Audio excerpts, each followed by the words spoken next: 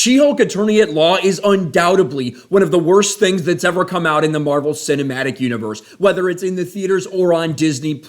And we could tell from the very beginning, we knew once we heard the cast and crew talking, once we saw the promotion, that this wasn't made for the audience, this wasn't made for the fans, this was made for the people that created it. They wanted to self-insert, they wanted to do identity politics, they wanted to do all this stuff other than actually give the fans what they wanted. And we saw the results. People despised this series. And of course, when you go out with the sole intention to say fuck you to the fan base, it's probably not going to work out very well. You might feel very proud of yourselves. Kevin Feige might be proud of what you did with this dog shit series, but the reality is, it's a complete and total failure, sitting so low on the ratings. It's pathetically low, so bad that you needed the stars to come out there to try to gaslight everybody, to try to lie to everybody and say, it's the top show in the country, when it's not even close to that. We saw and we broke down all of those lies from Jamila Jamil and other She-Hulk members. But now we're finding out that one of the worst things that we saw at the very end of this series, the reveal of Scar, of Hulk's son,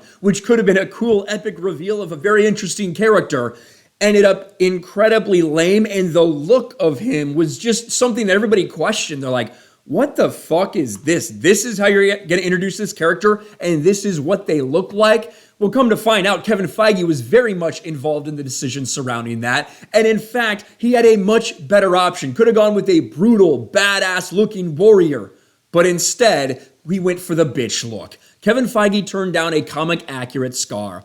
Feige goes out of his way not to choose a version that is obviously a lot cooler. Why? If you want any more proof that Kevin Feige is intentionally trying to destroy the MCU, here it is as Scar concept art from She-Hulk that adds to the story. Recently, She-Hulk showrunner Jessica Gao revealed in a post-finale interview that the look of Scar was all Kevin Feige, in an interview that also saw Tatiana Maslany say fuck you to the fans. Again, this is that article we're talking about from Variety. When they told us, they admitted that the purpose of this series was to attack the fans. Like we stated all along, a lot of people tried to tell us we were lying, we were gaslighting people. No, that's the reality. They admitted it. That's why they made this series.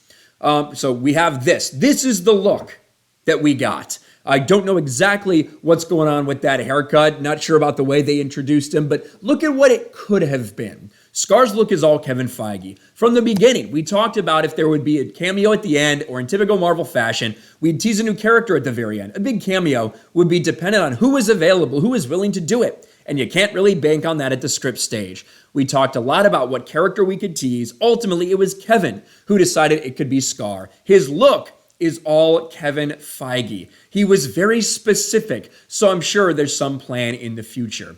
Well, he looked stupid, he looked really fucking dumb, everybody roasted it, but now we're finding out that there were much different options for what he could have looked like, including something like this. Konstantin Sakiris, I think that's how you pronounce his name. He's a concept artist, graphic design guy, whatever.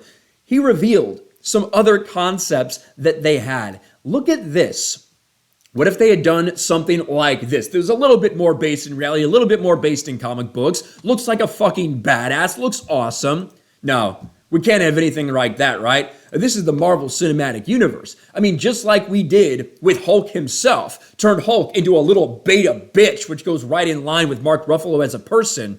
You know, they decided they didn't want to go for this look for Scar. And really, they didn't even want to go for these types of looks. This is a little bit more lighter, brighter MCU flavor, I guess, with kind of the Viking style hair. You know what I mean? Shaved on the sides, but kind of a top knot back there. What do you have? You also have this one. This would be a different look for sure with that hair. And I don't know if these would really be better than what we got. I certainly am not a fan of this look. You know, this could be a somewhat compromise in between these two looks, make it look a little bit brighter for the MCU. But how do you have something like this? How do you have a badass look like this and decide that we're going to turn that down? We're going to go with this guy. We're going to have this look because we got to make him look like a bitch, just like Mark Ruffalo is a bitch. And I think it's safe to say, with everything we've seen from the Marvel Cinematic Universe, from Kevin Feige, from admitting that they don't want to entertain people anymore, that it's all about a narrative, it's all about identity politics, it's all about diversity and representation and pushing something on people as opposed to actually telling a compelling story with interesting characters. This is the MCU, and apparently this is all on Kevin Feige. Let me know your thoughts in the comments below. Smash a like button, subscribe to the channel, ring the bell for notifications, share this video out there, and I'll talk to you later. Thanks for watching, everyone, and a huge shout out to my patrons. I appreciate you guys so much. Want to follow me on Twitter or Instagram? Check out the description below. You'll find links to my P.O. box and my Patreon as well. And I'll talk to you guys later.